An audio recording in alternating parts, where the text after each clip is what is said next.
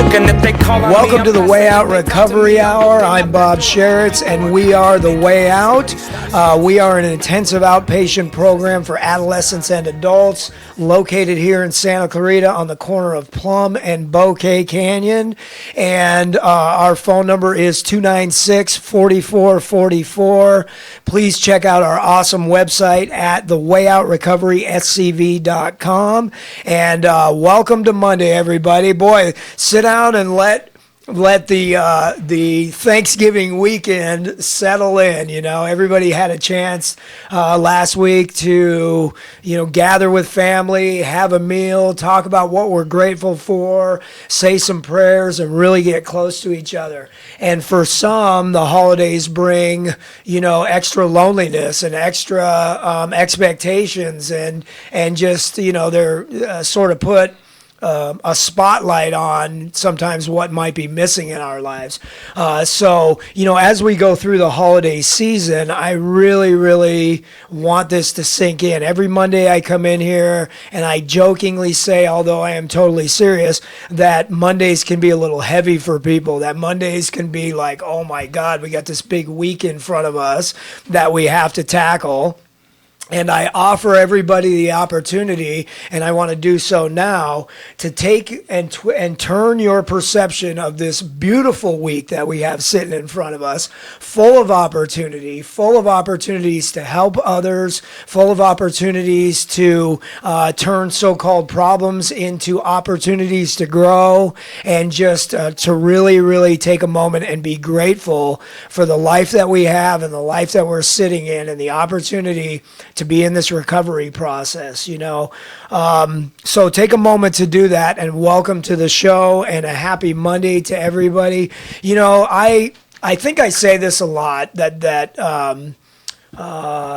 this is my favorite show or something, but I spend, usually around Friday, it sort of hits me who I'm going to have on the show, and I start thinking about really over the last maybe 6 months that we've been doing this show, how beautiful it is to be able to sit in this studio with people who are dedicating their lives to helping others, and oftentimes that dedication comes on the heels of tragedy.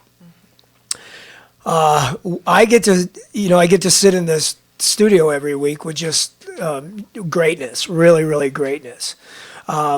When I think about what we're going to talk about today, and I think about the organization Not One More that is in studio today with us, it really just sinks deep into my heart. The work that you guys are doing out there in the community after the seeming tragedy or the tragedies that individually and collectively, the organization Not One More has faced. Because a lot of people, when they're sitting in the middle of addiction or the loss of somebody's life because of addiction, they just don't have the strength or the power or even the knowledge or anything, like, what do I do with this? And it can really drive people into, our friend Chrissy would say, sitting in the darkness, suffering alone.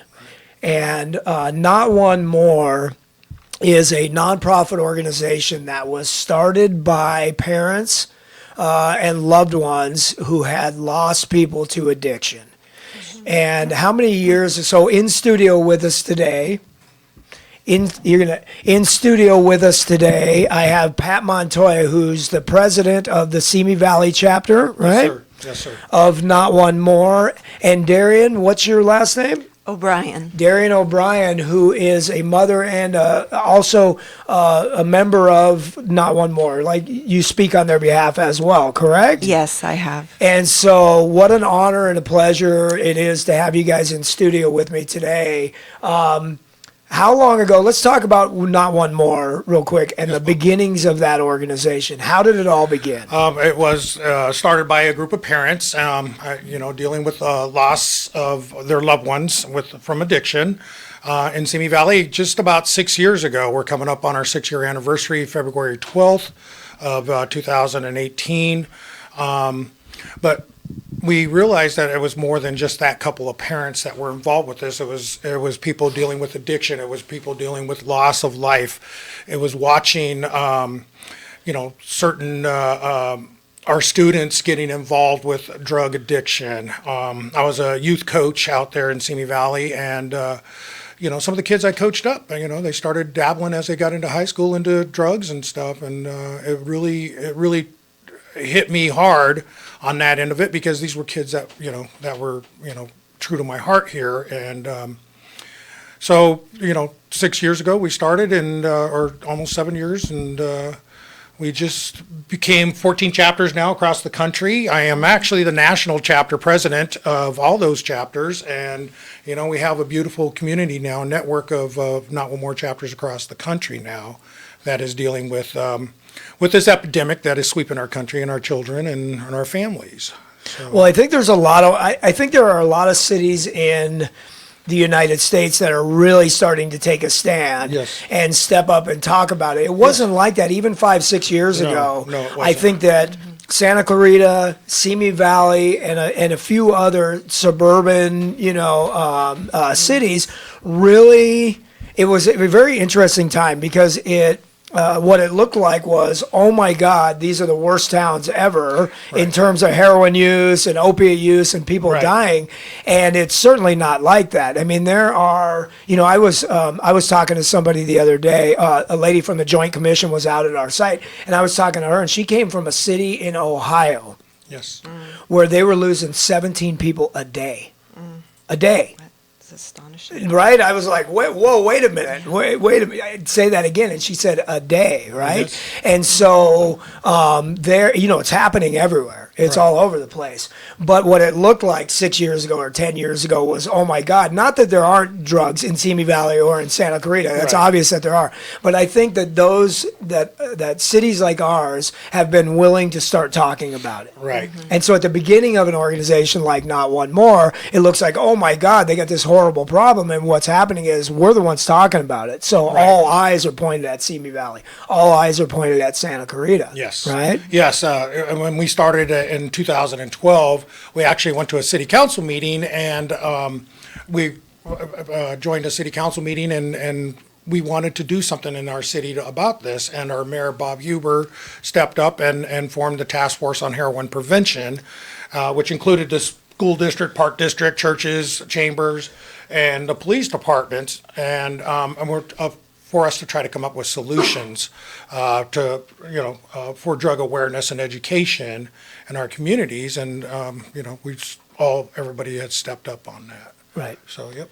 And Darian, without getting into your personal story right now, what do you do with Not One More? Well, I'm a supporter of Not One More. Okay. I became acquainted with Not One More over 7 years ago. They've only been in operation for 6 years, but my son passed away from a heroin overdose 7 years ago. Okay. And so since that time, I've been just supported through the Not One More groups. There was an Ojai chapter, which is going to start up again, hopefully soon. And I've shared my story about my son Patrick. Well, and certainly when I say this, I'm not being sarcastic or trying to be funny, but there's a drug problem in beautiful Ojai out there. Absolutely. Right? And I think it's important for people to hear that, is that there's not a city in the United States, maybe even in the world, but certainly in the United States, that in some way isn't affected by drugs in general, but the horrible opiate epidemic that has been sweeping our nation for a while now. Yes. Absolutely. Yes. It's around the world. We get calls from around the world with Not One More, and people have the same problems in England or Australia or whatever country. I've gotten New Zealand. I've gotten calls from, and they're in the same epidemic as we are. It's a worldwide problem. So parents and loved ones out in communities talking about the problem and telling their story. How does that help? How do you think that helps? Well, I think it makes It certainly does. I'll tell you right now. I've seen it firsthand. I've seen people not use drugs because of organizations. Well, I think what it is it opens up the eyes of what parents are dealing with our children, and we talk about bullying, or we talk about a smartphone and what the kids are finding on their smartphones, or even the medicines in your So own medicine you're cabinet. giving parents tools. Yes, so we're Right. giving tools out there. We're also giving tools to kids to, how do they say no? X text is one of them we talk about when we go to the schools, and, a safety out of a party or a situation they might get into where they might feel the peer pressures. So, we give different tips on that, and just, having people making the right choices when they do intend to try something, and knowing the consequences behind those choices. I know there's a lot of relief on a family's part when we get them in various groups. I mean, we have family groups, and we do events, and we've done stuff back and forth with Not One More, and you guys go into the schools and you do community events and all this stuff, right? And there's this sort of relief that happens with a family when not that anybody needs permission, but when you give them permission or make it okay to talk about addiction openly. Yes. Absolutely. It's like, really? We It can is. talk about this ugly stuff that nobody talks about, right? Yes, because you realize you're not alone. I think there's a lot of loneliness in the whole drug world, especially with the families and loved ones, feeling that they're the only ones dealing with this issue. So through the community awareness, through these gatherings, then we realize we're not alone, and we can share our grief and share our hope and our stories. Yeah, and it's like, the word empowerment sort of comes to mind, is where, empowering families to be able to see what's really going on inside of their household and to have those open discussions. And I can almost see, I certainly don't want to personalize it to the drug addict, but I can see the disease of addiction going, the jig is up or something Right. like Right, now they're right. talking about it, right? Right. Yes. And so that makes a difference. It makes a difference when when the drug use can't hide inside of the house anymore, and we can talk about it openly. Right. Absolutely. And that's what we tell parents, is to be more aware around what they see with their children. Look for, subtle changes in their, behaviors and such. And, most parents don't see that, at first. According to SAMHSA, there's the average is 18 months before that Yes. somebody's been using before a parent or a loved one sees the signs and symptoms. Right. So it's been going on for a year and a half before Yeah. your kid's smoking weed or whatever, Right. right? Right. Right. Yeah. Yeah. So so in the holiday season, I mean, you guys are doing events and stuff all the time, but in the holiday season, there are a couple of really important things coming up that we want to invite, certainly anybody who's watching Facebook Live or it's streaming out to Simi Valley. Right. But we also, we're two communities that are right next to each other. Right. And Ojai is right down the road. We're like, we're all in the same area here. Right. And we want to support each other in the events that we do. So you guys this coming weekend have a very special event coming up. Let's talk about that. Okay, we have, it's our Not One More Angel Tree event. And what that is we do that up at our local mall. We put a tree up, and we put our angels on there, and it's ornaments with angel wings on them, and they're pictures of people we've lost to addiction, or anything really that parents are grieving for. But we use it as a great educational tool in an open public setting, that people can come and see this stuff as we leave different information out there as well. Well, and that's it's really a testament to the city of Simi Valley embracing, Yes. openly talking about this, and the awareness is in the Simi Valley Town Center. Yes. You guys will have a Christmas tree. We'll have our angel Christmas tree. yes. Right, an angel tree where loved ones can come and put an ornament with a picture of their lost loved one, Right. to raise awareness and also to honor those lives. Yes, and we bring, and it's fulfilling when a parent comes there and they see their child on there and they actually get to spend time with them, and that aspect and that openness out there, and they're seeing people walk around, and it's like almost a spiritual thing where they have their child with them for a moment, and they get to enjoy that, and it's context what it is, So the tree stays up for a while through It'll stay up through through the month of holidays? December. Okay. It's December 2nd. We're doing this on Saturday. So there's an event? Yes, right? it starts at 6 p.m. And then we have different things. I have an artist out there coming in and doing some chalk art for us, and that'll be a surprise, but come on out and you'll be able to see that. So 6 p.m. at the Simi Town Center. Yes. On December 2nd, which is this coming Saturday. Yes. We want to invite everyone from Santa Clarita and Simi, Yes. and surrounding areas to drive on down. It's not that far. Get on over to the Simi Town Center and see what's going on over there, so you can open the discussion with your families about addiction and what it does. Right. Absolutely. And then next week, you guys are going to come out here. We are on December the 7th. Some people will know this name, Chrissy McAfee. Hi, Chrissy, if you're listening. We Hi, love Chrissy. you.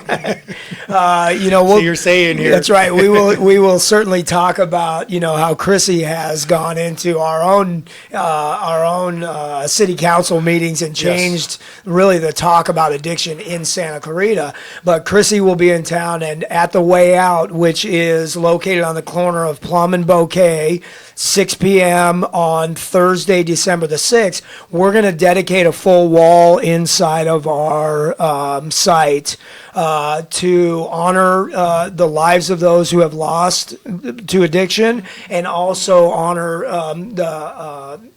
and support the families that are left behind. Yes. So we're going to have a dedication ceremony as well on Thursday, December the 7th. Yes. And so we want to invite everybody to those events right there. And also, you guys there's a movie screening, a premiere of a movie that you guys put together? Or Yes. How did this come about? One of our aspects is reaching out into the community is getting students involved with different projects with us, and we go to this volunteer event that the city of Simi Valley puts on, and middle schoolers and high schoolers come in and they ask the different nonprofits in there what they can do to volunteer for us. Well, we go a different aspect. We don't just ask them to come and sit at a table with us and hand out bracelets or pamphlets and stuff. We actually ask them to get on, put the boots on the ground. Let's do something within your school. We do a school project, and we had a couple of these students make us a documentary, and that'll be viewing on December 10th at 6 p.m. at Studio Movie Grill at the Simi Valley Town Center as well.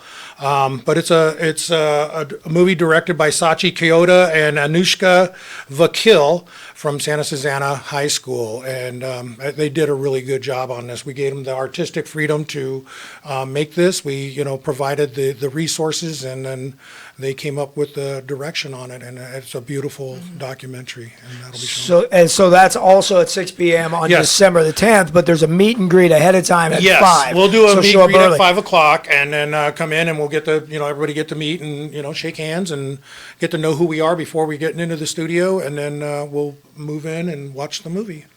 So, those of you that are sitting with your calendar in front of you, so real quick, mark your calendars for December 2nd, December 7th, and December 10th. Yes. And come out and see what's going on in our communities to raise awareness, and also be part of it.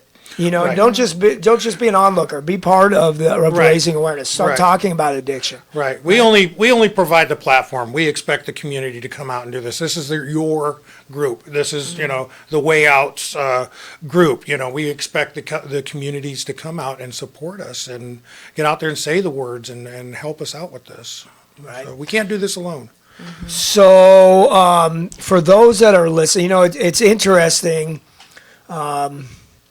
In our family groups, oftentimes we will have other organizations come in, like Al-Anon, or organizations like Not One More, and tell their stories inside of our family groups. And in our family groups, not just the families are there, but all the participants are there. And so many times afterwards, I've had the people that are directly using the drugs, the addicts themselves, come up afterwards and say, "Oh my God, I never looked at it from my family's perspective," right?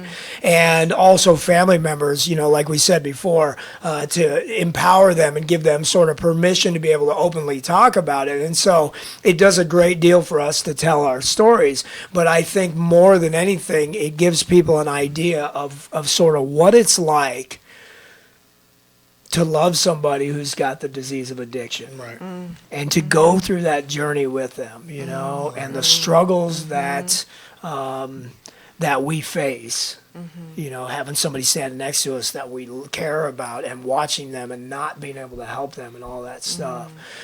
For those of you that are tuned in right now or have just tuned in, stay tuned after this break. When we come back, I'm going to ask you guys to talk a little bit about your own personal story so that anybody who's watching or listening can sort of get a little glimpse of what it's like to be someone who loves an addict and to watch them struggle and to be trying to help them and not always be able to do that. So we'll do that when we come back. This is the Way Out Recovery Hour. I'm Bob Sharits, and we'll be back right after this. Drugs or alcohol abuse can tear a family apart. In Santa Clarita, just like everywhere else, it's an epidemic. The Way Out Recovery is here to help. Call them now at 296-4444 or visit them on the web at thewayoutrocoveryscv.com. The Way Out offers outpatient treatment for adolescents, adults, and family members. The Way Out is compassionate, caring, professional, and confidential. You and your family don't have to suffer any longer. Call the Way Out Recovery now, 296-4444, or visit thewayoutrocoveryscv.com and make an appointment. Asking for help is the first step. Looking for a new fun activity for your son or daughter? If you are, then visit Ice Station Valencia and get your child started in ice skating. The Ice Station Skating Academy offers classes for all ages and skill levels. A Skating Academy enrollment is also a great gift for any child. A new semester starts every 2 months, so it's never too late to sign up. Ice Station is located across the street from Valencia High School. Call 775-8686 or check icestation.net for more ice skating fun. Winter is coming to Aliento. Join us this Saturday from 9:30 a.m. to 12:30 p.m. at the Aliento Winter Wonderland. Take pictures with Santa, visit with Elsa the Snow Queen, play in real snow and more. Then tour the model homes in our 4 distinct neighborhoods, including our new 55-plus community. That's this Saturday, December 2nd, 9:30 a.m. to 12:30 p.m. at the Terrace at Aliento, just off the 14 at Golden Valley Road in Santa Clarita. See you there. For more information, visit alientoliving.com/winterwonderland. Time for a car wash, but fearful of the scratches that go along with it? Canny Car Wash and Valencia Car Wash proudly use 100% lamb's cloth to prevent scratches and provide the best wash possible. Both locations use environmentally friendly solutions to wash and wax your vehicle, and they both accept all other car wash coupons. Give your vehicle the wash it deserves. Visit Canny Car Wash on Soledad across from Edwards Cinema, or Valencia Car Wash on Creekside Road behind Target. The Santa Clarita Artists Association has a new gallery in downtown Newhall on 6th Street between Main and Railroad, right across from the Canyon Theater Guild. The gallery features our members' paintings, sculptures, and one-of-a-kind handcrafted gift items. Whether you're an art lover, buyer, or an artist wishing to join, visit our website at santaclaritaartist.org, come to our free monthly meetings at Barnes & Noble, or stop by the gallery. For upcoming events and exhibits, check us out at santaclaritaartist.org. We make visual art visible. Hometown. I wanted to let you know that I really appreciate the way you guys do what you do. Your hometown station.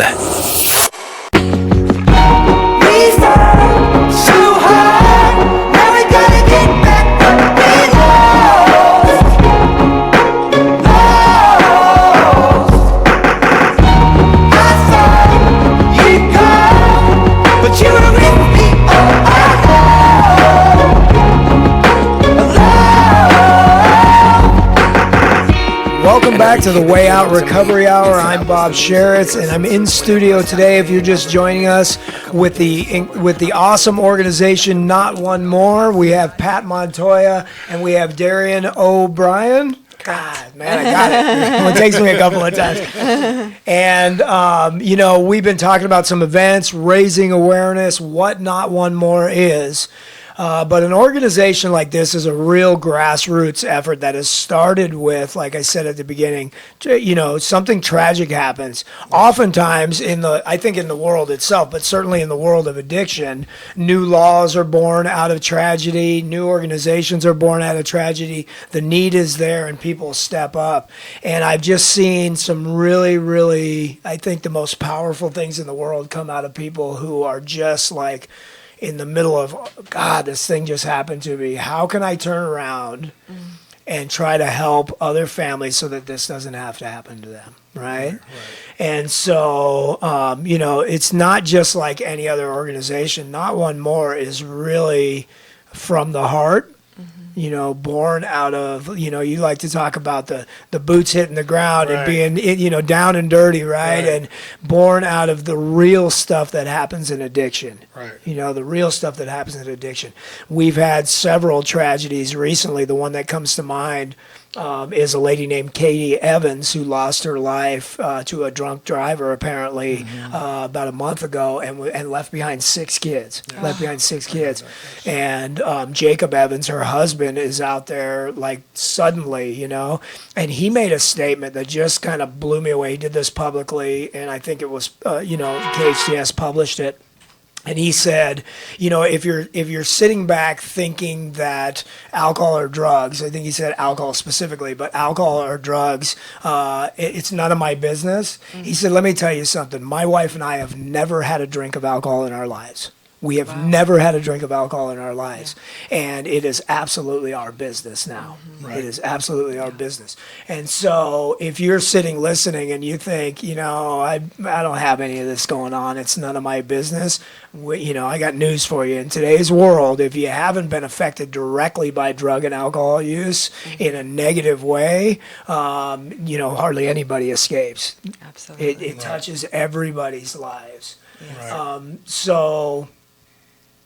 7 years ago, Darian? Yes. You lost your son. Yes, my son Patrick O'Brien.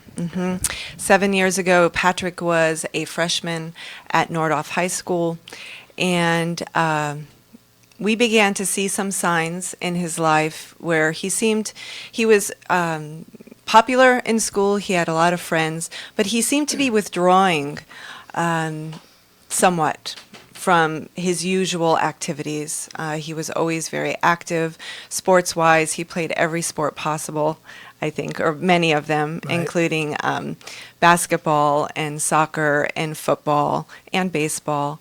And he was getting into surfing at the time that he died. He was just always really active. But we noticed around about a year before he died that he seemed to be changing. And of course, he would have been hitting puberty at that time. So there are a lot of changes. He was 15 when he died? He was 15 and a half. It was at the end of his freshman year in high school. And about 6 months prior to him dying, we had discovered that he was experimenting with hard drugs. We were suspicious that he was smoking pot. We felt that he had probably gotten introduced to that at the skate park because he was a skateboarder also. But my oldest son discovered him experimenting with hard drugs at home. At that point, that was about in November of 2009, we immediately got counseling, family counseling, drug testing. We really felt like we were doing what we needed to do to help Patrick. And he seemed to be doing fine also, although he did share with us that he wasn't feeling very comfortable at Nordhoff anymore. And I don't think it was the fact that he was being bullied. When he died, he was about 6'2". He was a large boy. But I think he was having trouble finding his identity. And he obviously got involved in drugs with others, and I believe that drugs became his identity. And unfortunately, it took him down a path that we didn't see. It was very shocking when he died. Very shocking. Well, we certainly don't have the time to get into what addiction looks like in terms of its relationship to stress. But I'll tell you what, the most stressful time in anybody's life is teenage, is trying to navigate. Who am I? How do I fit? Where do I fit in? Exactly. And all that stuff in the middle of teenage life. And, a lot of kids experiment or try drugs that don't end up becoming drug addicts. But if that recipe between the amount of stress that I'm feeling right now and drug use going on meets at the right time, addiction can be born in the middle of that. So it makes perfect sense what you say, that he was in a spot where he's trying to find himself, his identity. Yeah, I really believe that was a factor for sure. Yeah. So it was very shocking for us. We're just a middle-class family. We do have alcohol and drug addiction, both my husband and I, on both sides of the family. But we ourselves don't struggle in that way. And I think we kind of thought that this wouldn't really touch our lives. Right. But it did in a very profound way that carries on today. Well, and thank you for saying that out loud, that we thought this wouldn't touch our lives, even though we have it on both sides of our family, right? Yes. Because that's part of the disease of addiction. For family members and for loved ones, we don't want to see it. We don't want to believe that it's happening. Our brain wants to say, wow, he's, maybe he's smoking a little pot. He'll, we all did or something, right? And so we don't want to see it. And we do everything that we can. You got into Absolutely. counseling and everything that you could, right? Yes, well, when Patrick died, the case was picked up by the Special Crimes Unit in Ventura County because of his age, being 15. And, the investigators that were on that case just said, you did everything that you thought you should be doing. But still, we ended with this result. Yeah. And I was sharing earlier that I think Patrick, he knew that drug testing would be coming, and he may have been trying to prolong the time of usage. And then just at that moment, it was just too toxic. It was too much. So. Well, one of the things over the last maybe 6, 8, 10 years that I think raising awareness has struggled with is we focused a lot on opiates. And for good reason. That is the epidemic. That is what's killing most of our youth, is not necessarily heroin, and prescription, both prescription drugs and heroin, right?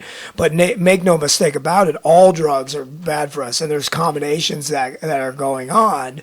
But your son died directly from heroin use? Yes, and this is what I wanted to bring up today also, that Patrick, he didn't go to as far as an intravenous usage. He was smoking, we believe, heroin, and when on the night that he died, he had a plastic device that the investigators felt that he could put the black tar heroin into it, dilute it, and then either put it in his nostrils or even possibly his eyes. Something that we had never even heard of. So pay attention, parents. Here's an awareness tip for you. Absolutely. Is heroin can be diluted in water and put into like a nasal spray, like Yes. Eye drops. or An like eye an eye drop, drop, exactly. and then sniffed up the nose, And, right? and they assumed that was the cause, that's what, that obviously led to the cause. Yeah. It was one of the factors. The other thing that I think about is we did occasionally see pieces of tinfoil. So I think that probably he was burning the black tar heroin, perhaps in the tinfoil, and then using like a part of a pen to inhale the fumes. So these are other things that parents could be aware of. Tinfoil and then broken up pens. We saw those signs too, and really didn't put two and two together. There are, if you're wanting some more education or awareness on different paraphernalia and things like that, in Santa Clarita we have a part of the Sheriff's Department is called the J Team, the Juvenile Intervention Team, and Detective Bill Velick does presentations where he takes out different paraphernalia that they have confiscated and really helps educate any parents. But if you're watching the show or you're listening right now and you want a better education, the Juvenile Intervention Team at the Santa Clarita Sheriff's Department would be happy to come to any organization, school, whatever, and provide an education to parents. Because we don't often think about it. When Detective Velick does his presentations, he'll show like like burnt pieces of tinfoil or crumbled up pieces of tinfoil. And it's almost so obvious that at the after fact, we go, why would my kid have balled up tinfoil in their room? At the time, I don't think about it, right? Exactly. Right. Yeah, absolutely. Yeah. I think in my son's case, he was very deceptive and he was very secretive. So we found that tinfoil downstairs in our garage or outside the garage area. So we began to see some scenes and then obviously some signs, and then obviously afterward putting all the pieces together. It took quite some time. But. What was, and it's certainly, if this is, feels like it's too much, but the day that he died, what was that like for your family? Oh. It was devastating because we didn't anticipate it. We thought things were going well, actually. We really did. I don't know. I don't think I was deceiving myself. I think that I really thought things were progressing and that he was doing okay.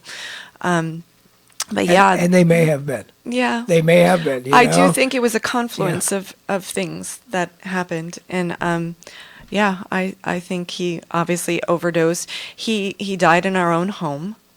And so, on a Saturday morning, I was working on Saturdays at that time, and my husband and my older son was home at that time also. Sean is 3 years older than Patrick. And it just, obviously Patrick didn't wake up. It was getting later in the morning, and my husband and son had a Saturday morning routine.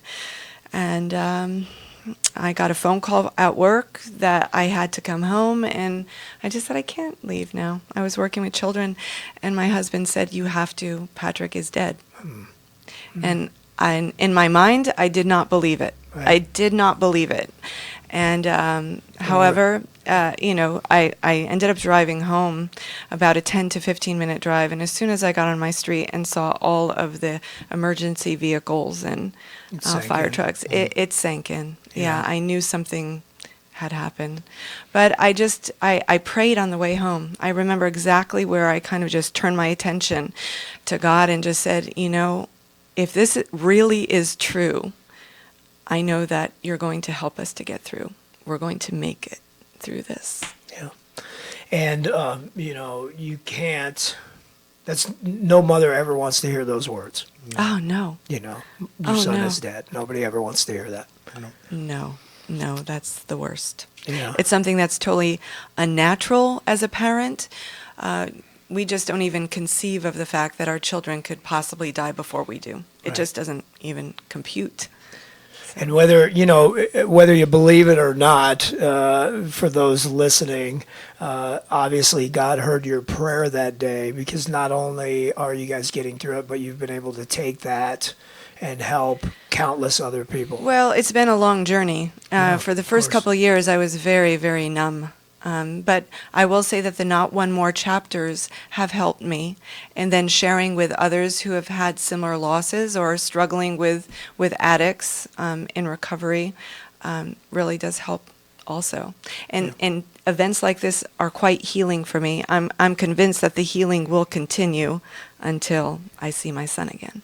Yeah, well, you certainly can't put an end on grief. No. It has a process, right? It's like you, when you talked about, I thought he was doing well in the recovery process, and I said, he may have been doing well. I wish that recovery from a drug addiction was a straight line, and you could say you start here and you just keep getting better. But it absolutely is not. It has times when they look like they're doing great, and then it's back and forth, back and forth, back and forth.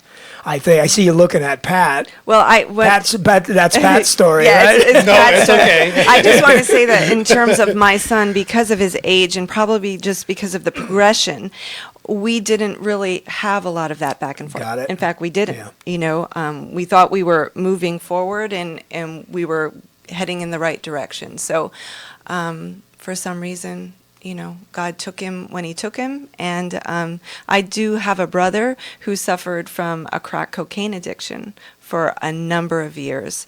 And so I know what that is like, moving forward and coming back in the hills and the valleys. And by the grace of God, he's well.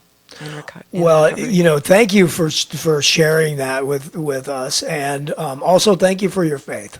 Yes. That means a lot to somebody. I like spirituality, right? I like that piece of it, and that means a lot to me to hear somebody who has faith and says, "I know that God's got him." Yeah, absolutely. I am a woman of faith, and I just remember, I just really felt like God spoke to me, and He spoke to me a scripture that I had known of. It's Jesus, and He's talking about the fact that in life, if you're alive, storms are coming, regardless, whether you believe in God or whether you don't believe in God. But those who build their lives, their houses on the solid rock of faith will be able to withstand the storms of life. And those that build their lives without faith can be knocked over. And so I just felt like the Lord was confirming in me that even if this was true, and at that point, I was disbelieving. I just couldn't even wrap my mind around it. But I felt like God was saying to me, you will be able to stand because I'm with you. Jesus is with you, and you will be able to move forward. And I really feel like as a family on that day, my husband gathered us together, and he said, we're going to get through this. We're going to stick together. We're not going to allow this to separate us. Yeah. Well, and thank you for your strength to be able to go out and to share your hope with others. Even in a tragedy, to be able to see that that we're going to be okay, and to pass that on to other families. Yeah, absolutely, it's possible, and I know that personally with God, all things are possible. But within the community, within humanity, we can make it with one another. Yeah, with God's help. You ever feel like giving up? You're in the middle of a struggle, right? So let's jump over to Pat. People ask me that. Right? People ask me that often, and I go, "Do you ever feel like giving up?" And I go, "Yes, about 30 times a month." So on the long months you get one day break. Right. It's a matter of communication. It's staying in this community that we made and formed with Not One More, and knowing that we're not alone in this, and that I have people to talk to. And then, like Darian says, we have to keep our families together. It's tough, going through this. My son's also an addict, and, been doing this for quite a long time, and it's been a tough road. And we learned how to love him, and, with loving the addict and, hating the addiction. Right. Because a lot of times we feel that, we can, you should be able to get over this and, get through this and, and it isn't so. It's tougher than we think. And it isn't just about, him wanting to get high. They don't want to get high anymore. They just want to stay well. And, and it's us supporting them with love and letting them know that, because most addicts already, as I've been told, already hate themselves for the addiction that they're in. They don't feel, loved. They feel isolated. They're, and they isolate themselves. And we have to try to bring them back together in this community. We welcome all these people. We welcome addicts, the families. We all, people in addiction, and we let them know that they're not alone in this. It isn't just the parents that we're helping out or the community that we're helping out. It's also the community of those in addiction. Mm-hmm. So. Bringing this together is, something like that. We've had to learn how to do that. It's been 9 years we've been dealing with this. In the first 3 years without Not One More, we felt very alone, as the family. Yeah, where do we go? Who do we turn to? Yeah, who do we talk to, right? There was no one. There was nothing. And so today with Not One More, I've been able to, with our group, we got a great team, be able to find those resources to let people know. We have a family support meetings on Sundays. We're opening up another grieving, Not One More, the Other Side group that will be coming up for grieving families and friends, and trying to, find a way through this, and it is, just like the words say, it is the other side, so it's been a tough road. And, being the president of Not One More, I've been able to help others, but also using others to help us. Right. I don't know everything, and knowing this, we can't do this alone, as we mentioned earlier.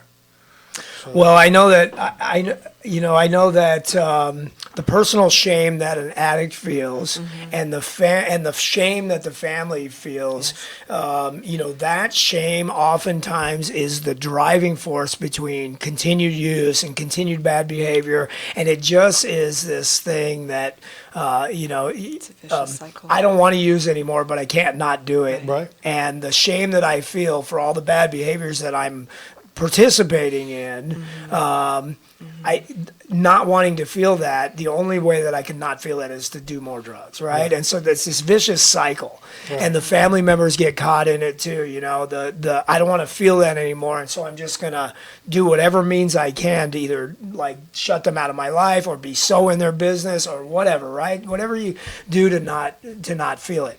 And when you get an organization like Not One More, which is full of caring people like yourself that are willing to go out and openly talk about it, what it does is it takes that shame and that stigma, and it starts to open it up. It starts to open it up. Right. And certainly on a whole, the view that we have in the United States and probably elsewhere on drug addiction and what it looks like and could use a lot of work.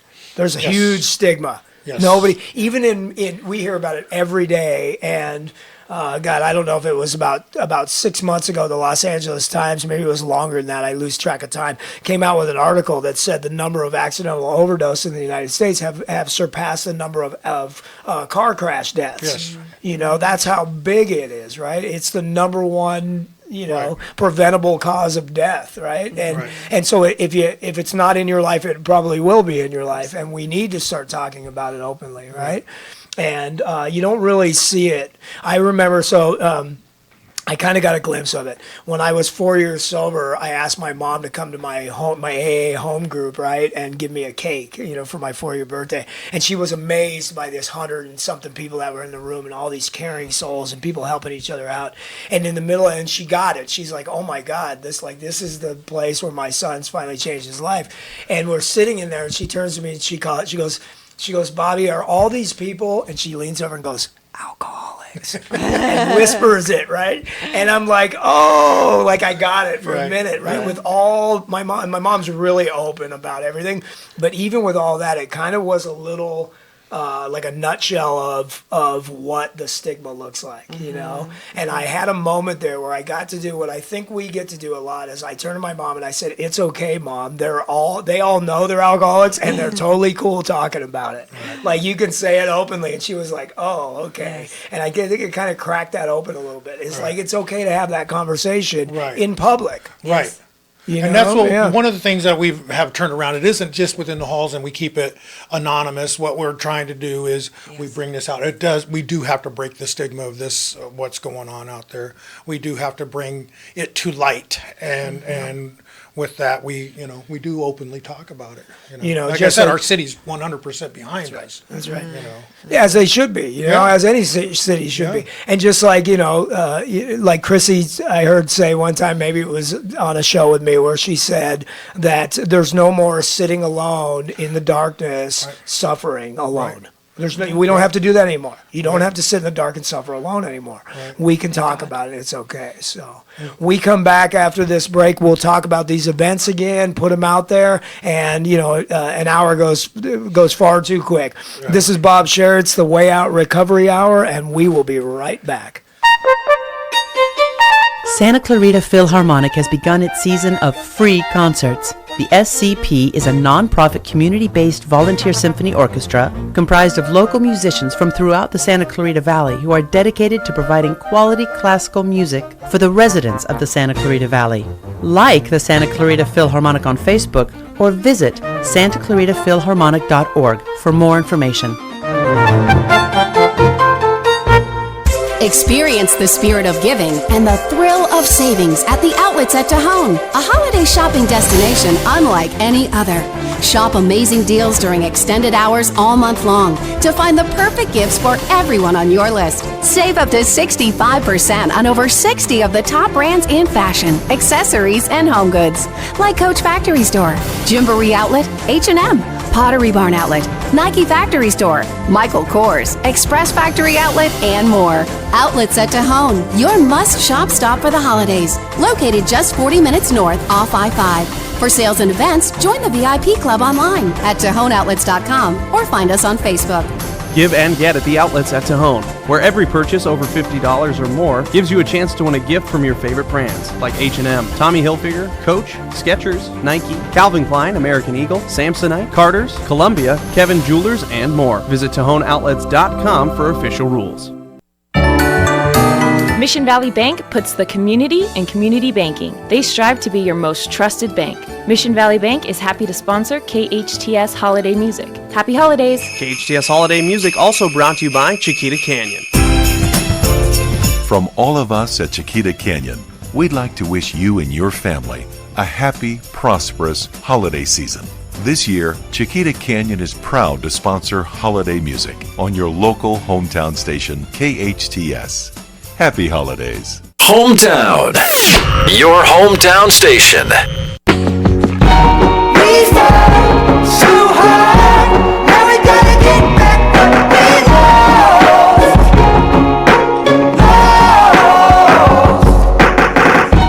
Welcome back to the Way Out Recovery Hour. I'm Bob Sharits. I know that we had a caller call in. I want to say to Chrissy McAfee that, thanks for calling in. We are really excited to see you here this week for our big event. And we're out of time. Otherwise, I'd plug you in and have you say a few things.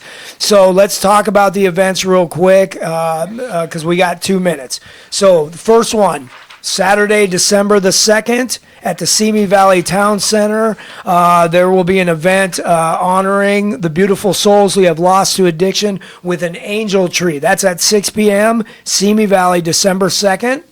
And then December the 7th on the following Thursday at 28118 Bouquet Canyon on the corner of Plum and Bouquet at the Way Out. We will be dedicating a wall to those who have lost their lives and honoring the loved ones that have been left behind. That is also at 6 p.m. And then the following Saturday after that, Sunday after that, which is December the 10th, 6 p.m. Also at the Simi Valley Town Center at the Studio Movie Grill, premiere of the movie Rewind. And I know we got about a minute left, so I want to tell you guys thank you. I don't have enough time to tell you. Thank you. What an honor it is to sit in here with you guys. Thanks for having us. You can look us up on notonemore.net or give us a call at 805-242-6662. NotOneMore.net, and this is on YouTube. So Ann, once you hold that up, this is a video that was put out for Not One More called Poison. Look it up on YouTube. It's available to everyone, and it was put out by Alex Martinez, and it'll give you a good look into what addiction looks like. Yes. Again, thank you guys. Thank you very much. This is the Way Out Recovery Hour. We'll see everybody next week.